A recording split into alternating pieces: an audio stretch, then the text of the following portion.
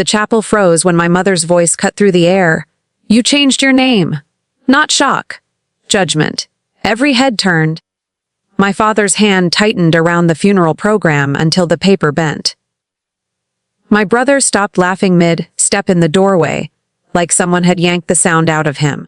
I slid into the second row seat, the page still warm in my palm, my new name printed in a black that looked almost deliberate, almost defiant. The chair beside me, the one marked family, remained untouched, just like every milestone they'd missed. But as I stared at that empty space, something shifted. They thought today's silence exposed me. They had no idea it was exposing them. I grew up learning how to shrink myself between louder lives. In our house in Austin, noise meant importance, and importance never belonged to me.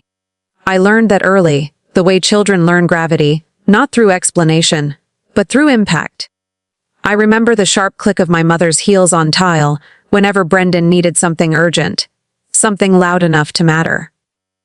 The sound always carried authority. Vivian got the softer version of her, the warm hands resting on shoulders, the tone that lingered, the kind of attention that bent the room toward her. I was the quiet one. The one who cleaned her own messes, packed her own lunches, memorized schedules so I wouldn't have to ask. I learned early not to interrupt conversations that flowed over me like water, conversations where my presence was assumed but never required. The first time I noticed the pattern clearly, I was 12. Vivian had a school art show. Painted canvases lined the gym wall, crooked and colorful. My mother hovered beside her, smiling for neighbors, brushing invisible lint from her dress, introducing her daughter like a proud curator. I stood near the exit holding a certificate I'd received that morning, first place in a regional science competition. The award ceremony had been earlier. No one in my family came. They hadn't even remembered the time. Mom passed me like I was part of the background. "Hold your sister's jacket," she said, pressing the soft fabric into my arms without looking at my face. I folded the certificate into my pocket. The paper crinkled loudly, too loudly. I thought it sounded like proof. But no one heard it. That was the day I understood something fundamental: achievement only mattered if it was convenient. Years later, at my high school graduation, they arrived late. The ceremony had already started. Chairs scraped as they searched for seats. When my name was called, I stood and scanned the crowd, heart lifting foolishly, searching for the 4 faces that mattered. Only one chair in the family section was empty: mine. My siblings were at a lake party. My parents were caught in traffic. I learned later they'd stopped for coffee. I held the program so tightly the corner tore off. I swallowed the sting and sat down carefully, as if slow movement could hide absence. As if carefulness had ever saved me. College wasn't different. At Rice, I sent reminders weeks ahead for a departmental award ceremony. Vivian replied with a heart emoji. Brendan left the message on read. My parents responded 3 days later with a casual, "We'll try." They never showed. That night, I sat on the dorm steps with a carton of lukewarm takeout, my award resting beside me, still sealed in the envelope they didn't open. The campus buzzed around me, laughter, footsteps, lives intersecting.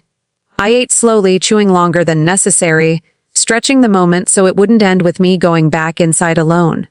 The older I got, the quieter I became. Any attempt to speak up ended the same way. "Don't be dramatic, Evelyn," my mother would say. My father would nod without lifting his eyes from his phone. So my protests grew shorter each year, trimmed down until they vanished entirely. Silence, I learned, was less work. The memory that stayed lodged like a splinter came later, during a conference where I presented early research on desalination. 5 seats had been reserved in the front row. All empty. I held a folded program in my hand, smoothing the same crease again and again, pretending the hollow beside me wasn't obvious. My phone buzzed. A photo from Brendan, him grilling at a backyard party. Smoke curling into a blue sky. "Wish you were here," he'd written. He didn't mean it. That was the day I understood my place in the family clearly. A quiet space at the edge of their lives, visible only if I stayed silent. The shift didn't happen all at once. It built slowly, like pressure behind a door I'd kept closed for years. The day it finally cracked was ordinary, quiet, deceptively normal. 8 months before my dissertation defense, I sent the announcement. A clean, formal notice from the university, date and time printed in sharp black ink.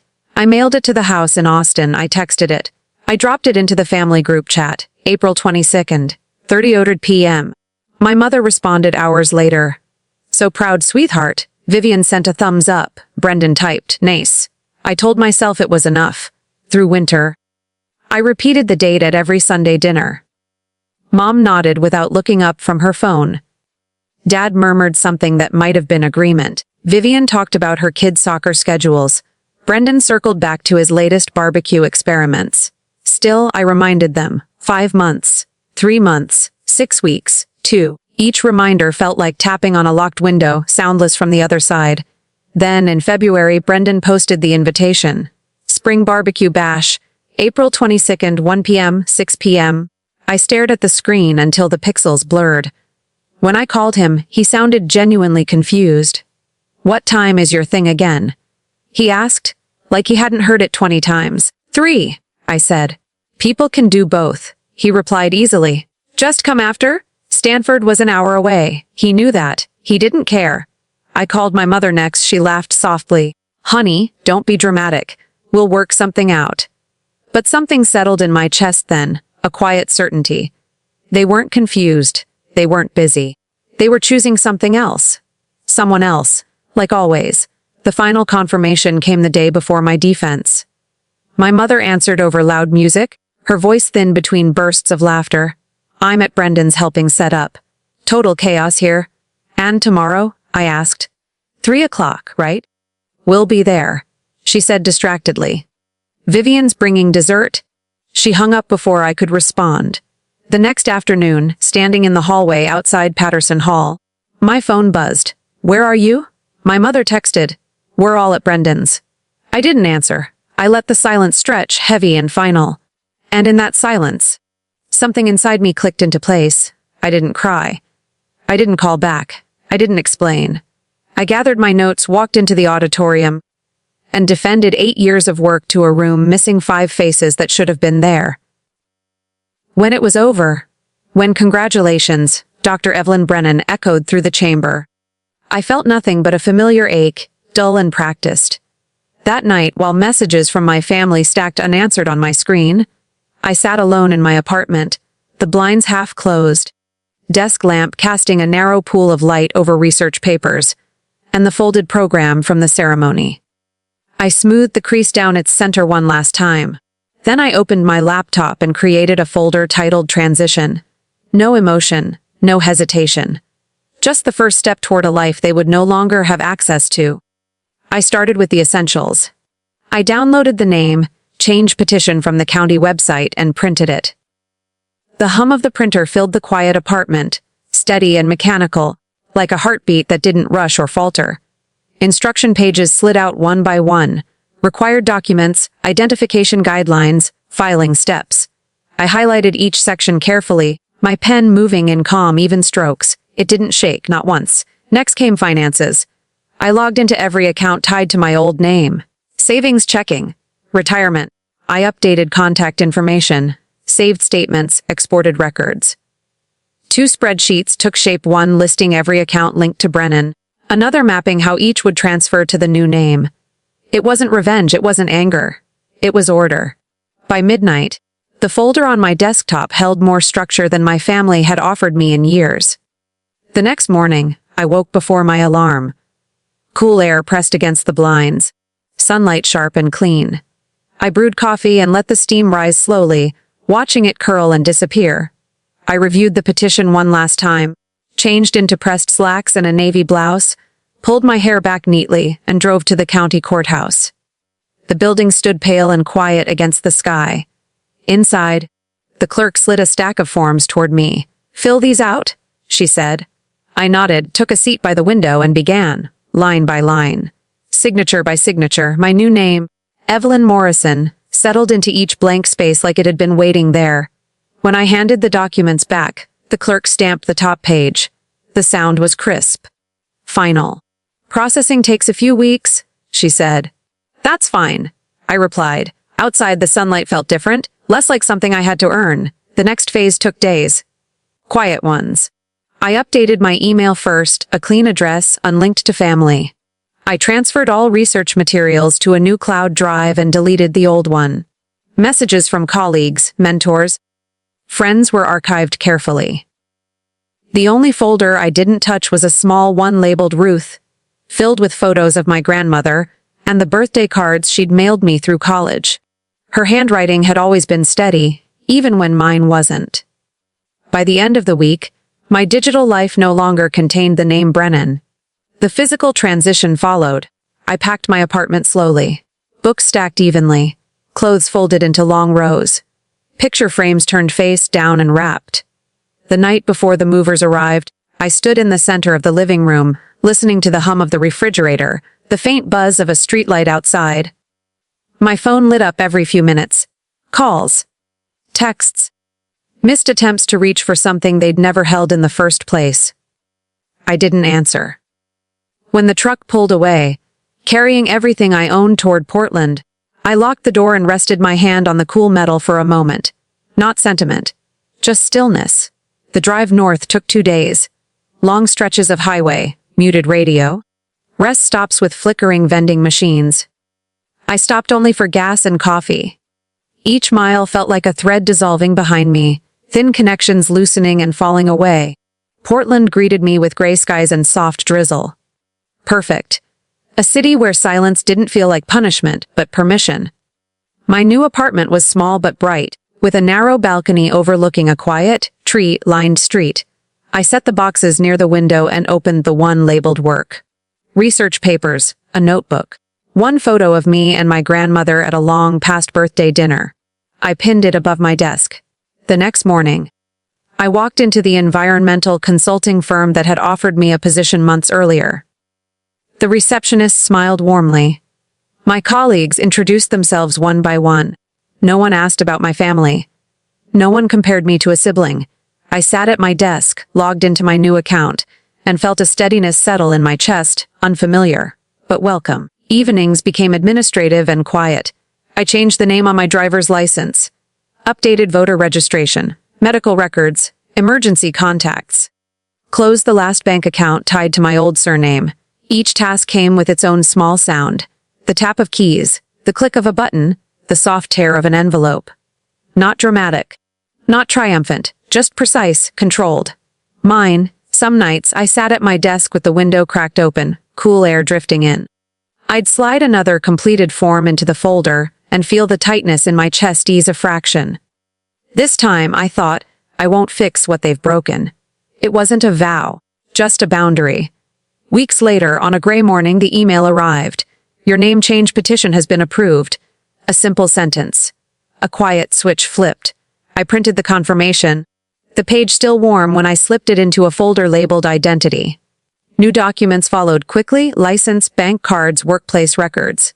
Soon, nothing carried the name my family had forgotten on purpose. I didn't announce it. I didn't message anyone. I just lived. But silence echoes when people expect noise. The first ripple came through HR. Your emergency contact attempted access. My old number was disconnected. My old email archived. The system locked them out automatically. Another ripple arrived a week later. The apartment manager from Austin left a voicemail on my new work phone. Your family has been trying to obtain your forwarding address. We can't disclose without written consent. I hadn't given any. A month later, I powered on the old phone I'd kept in a drawer. 83 missed calls from my mother. Dozens from Vivian. A handful from Brendan. One from my father. The voicemails escalated from confusion to irritation to panic. Where are you? This isn't funny. You're blowing this out of proportion. You can't just vanish. You owe us an explanation. I owed them nothing.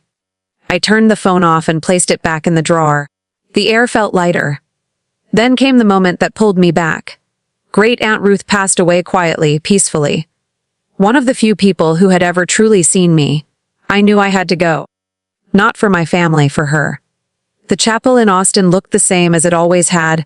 Polished wood, soft lighting, air thick with lilies.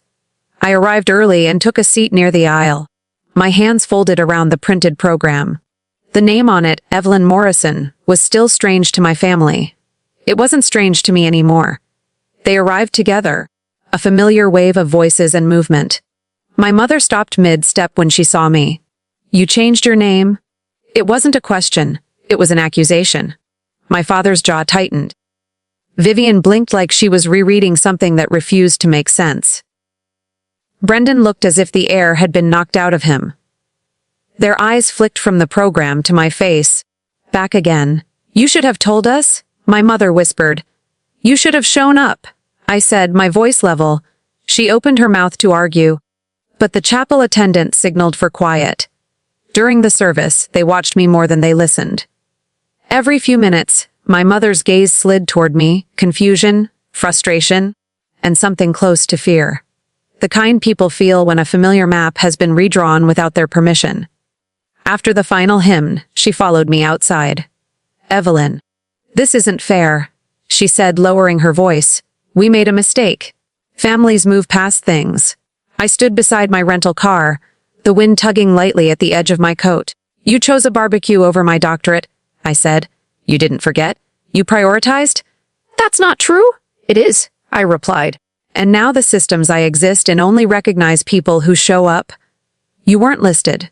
The rest handled itself." Her face tightened as the reality finally landed. There was no argument that could undo a court record, a state file, a digital identity. Love could be claimed. Paperwork was immune to guilt. Vivian approached next. "You didn't have to go this far." "I didn't go far," I said. "I went where I was seen." Brendan didn't say anything at all. I got into the car, closed the door, and watched them blur through the windshield. They couldn't follow, not legally, not digitally, not emotionally. The life tied to my old name had ended without ceremony. The life tied to my new name had already begun. Portland welcomed me back with soft rain and gray skies. Months passed, and the rhythms of my new life settled without effort. I walked to work beneath low clouds. I brewed coffee in the small kitchen, the sound of water filling the silence instead of breaking it. Drafts of water, reclamation models spread across my desk in careful lines, lit by a diffuse morning glow that made everything feel calmer than it used to be. My name, Evelyn Morrison, appeared on memos, email signatures, project briefs. Each time I saw it, something inside me anchored deeper.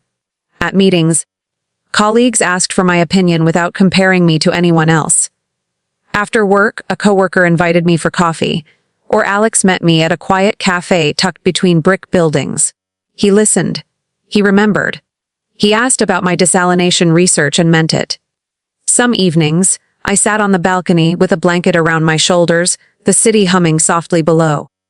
Rain traced thin lines down the railing, steady and unconcerned. Sometimes I thought about the empty chair at my dissertation defense, the one I'd stared at before beginning. The image returned now and then, but it had changed. It wasn't an HE anymore. Just a memory, flat and distant, like a photograph tucked in a drawer.